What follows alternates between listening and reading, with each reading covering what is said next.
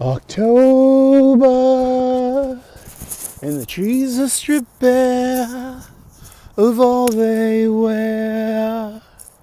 Do I care? October. That's U2. The U2 band, the Irish band from over 40 years ago. From October, the title single from their album October. It's October. It's October, early October. It's fall. It's chilly. I can wear my wool cap. I can wear my Champion sweatshirt, and I can wear a hoodie, and I can wear my Columbia vest. Wear light mobile layers. Good morning, hello, and happy Friday. Welcome to Live and Learn, the Gratitude Show. I wake up every day with gratitude in my heart and soul and mind and my balls. And I do. I am grateful for my family, my friends, my faith, my freedom, my health, my union job, a good night's sleep, a solid breakfast, the peace that comes from being a single man my age, my sobriety in whatever form that takes today, with its ups and downs, its highs and lows, its peaks and valleys, its wins and losses. I'm here for that, and I'm on that road. And I'm most grateful for the U.S. military, all active service members, all the veterans, and especially those who gave their lives in sacrifice to preserve this great nation, this great idea, this American way, our culture, our borders, our flag, our people. America is still the greatest country in history. That's why people by hook or by crook try to get here, and to enjoy our freedoms in a way of life. It's true. Why? And explain, and explain the border crisis. It's Live and Learn, the morning gratitude show. And Fridays we do a little magazine called Apolitically Incorrect, where I flex my apolitical acumen and kind of shrug my shoulders and enjoy the black pill of giving up hope. I've given up hope when it comes to politics, pop culture, and dating, so I also have to be very careful what I say, because I got a warning from YouTube for hate speech, and I contended it, and I appealed it, and I demanded a second human review, and once again they came back to me saying, no, you committed hate speech. And I'm like, where? How? What did I say? And they don't have to offer you evidence. They don't, and they're not going to, because it would shed light on their criteria of how they do that. And it's like, but so you're going to make an allegation and not provide any evidence? Exactly. Yes, and you're going to have to just live with it, little YouTube creator and plebe. And I offered evidence contrary that no, I did not commit a hate speech. I don't do that. That's not who I am. So decided to, let it drop. It's the warning will lift around Christmas time, and I just got to keep on keeping on, and I got to, be fearless and just make YouTube content. And I'm like, oh boy, is this the weaponization of media to silence dissent and silence people? I think it is. I mean, how am I supposed to take this seriously? Well, I do, because it's my YouTube channel we're talking about. We're talking about, let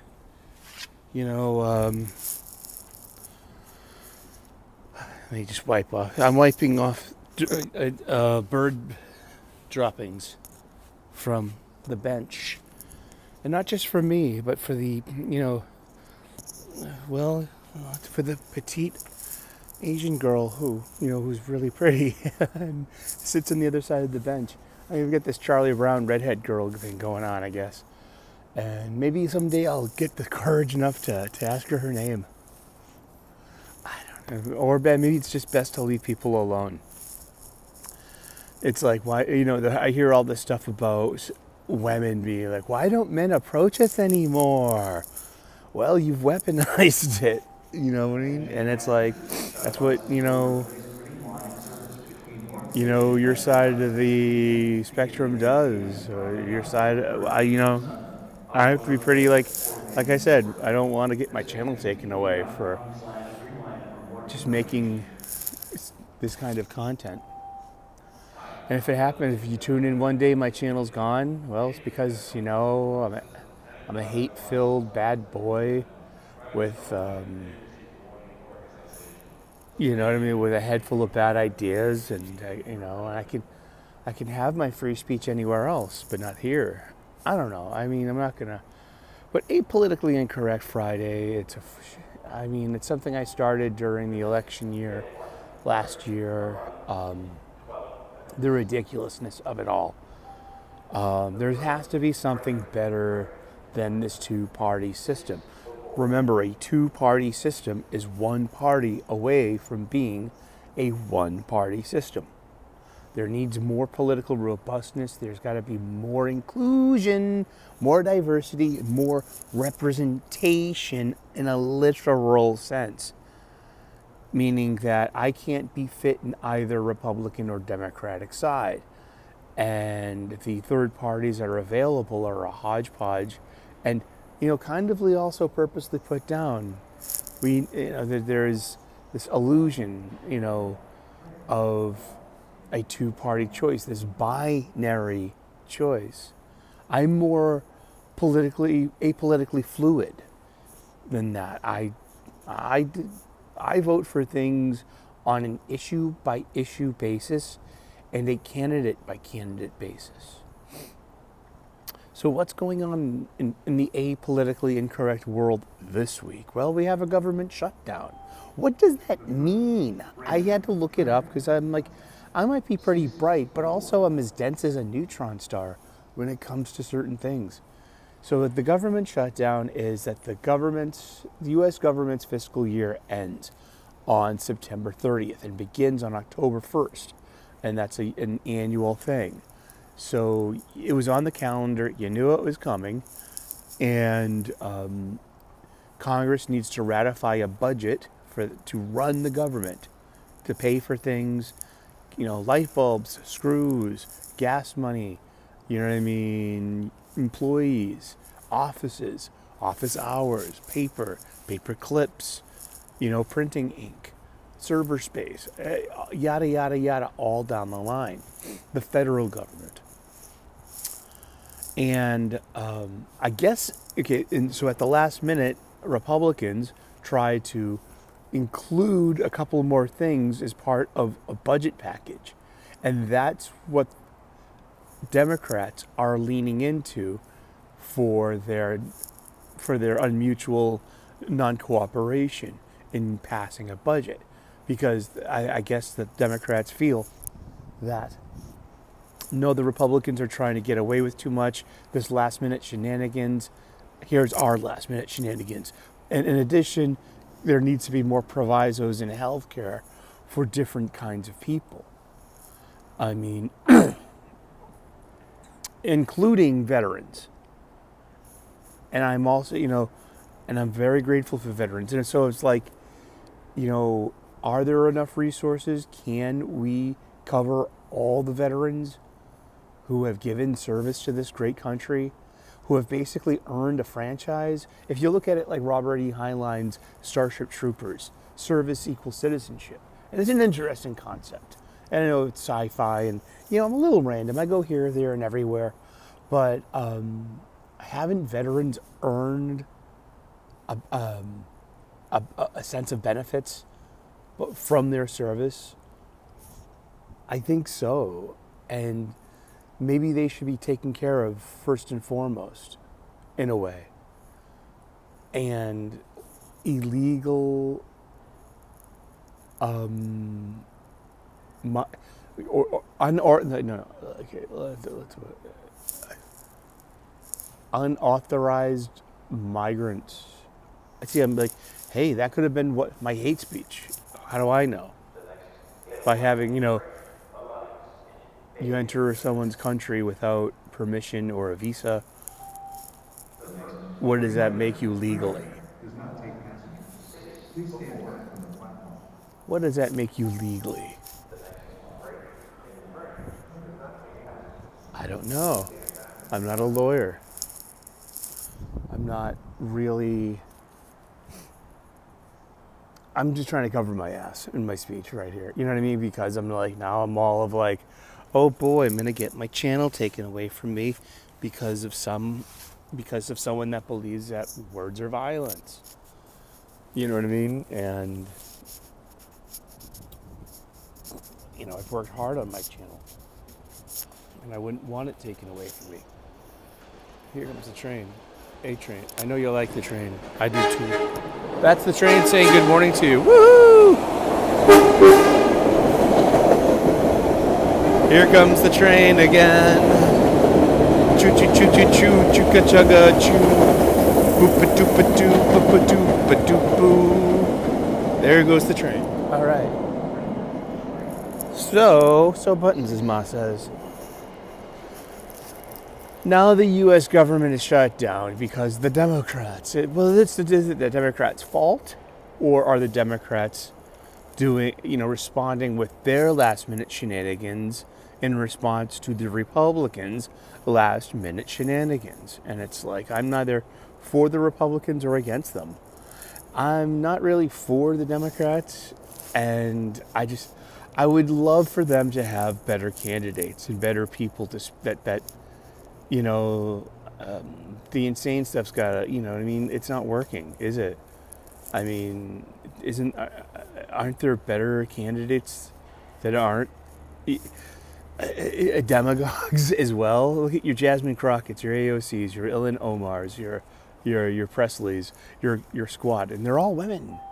They're all college-educated, strong, stunning, brave, and brilliant women, huh? And they're all it's all bluster and nagging, and it's like, and Hillary Clinton again with white people. I mean, like,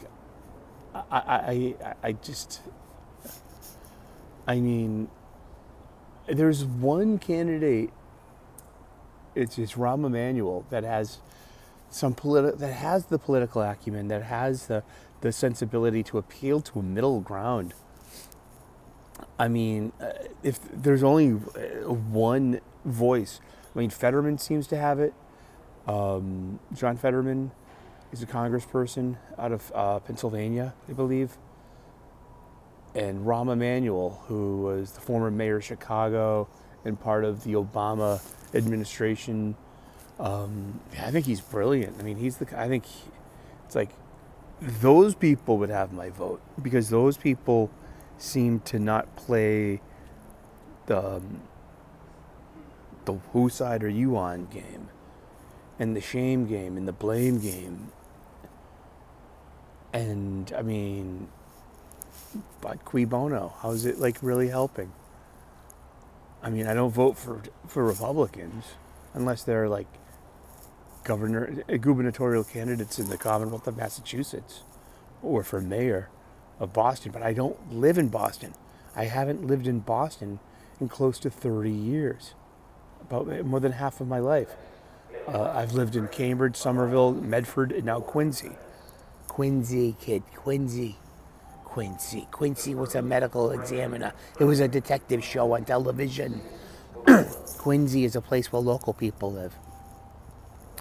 These are cities that are just, separated by Boston with a natural barrier, a natural border of rivers, the Neponset to the south and the Charles to the north. So I have not lived in Boston since I moved out of my mom's place when I was 22 years old. When I moved, actually no, I moved in with my girlfriend who lived in Beacon Hill.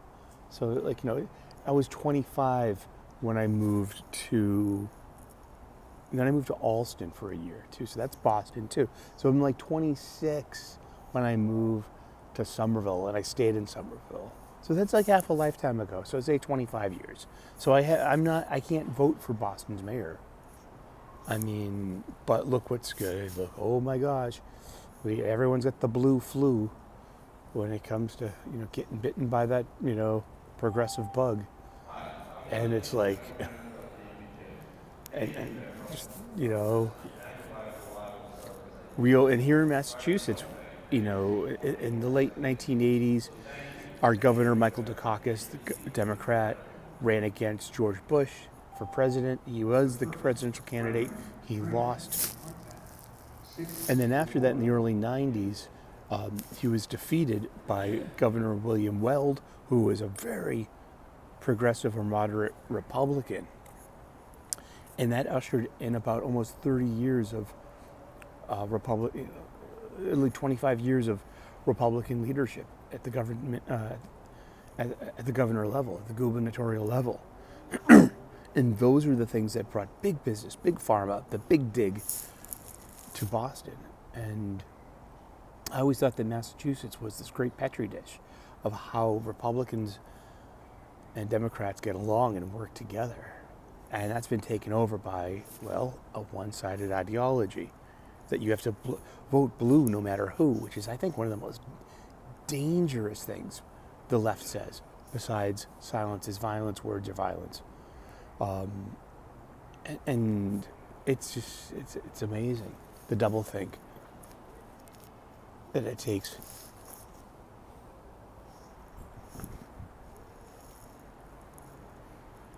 In the mental gymnastics. But also the Republicans are not saints and heroes either. But they do seem to care about borders. They do seem, you know what I mean? It's just, and I know way too much about history too. I don't know. I don't have answers. All I have is this political malaise of the black pill of hopelessness when it comes to this. That there are very few choices, that you have to align yourself with idiots or ignorance. I don't know. I don't have answers. All I have are more questions. But this has been Apolitically Incorrect Friday. Thank you so much for tuning in. Smash that like button. Subscribe if you haven't already. We make content here. We talk about this, that, the other thing. And it's almost time for the train to show up, so let's get going to work. Happy Friday. Be on Wes's Thinking Critical tomorrow, 10 a.m. U.S. Eastern, talking comic books. Going to the Bruins game with my childhood best friend Brian and his family. Then Sunday, I'll be going to the Wicked Boston Comic Con. And that's that. So God bless. Namaste. Good luck. And we will see you this weekend with lots of content. All right. Ciao. Bye-bye.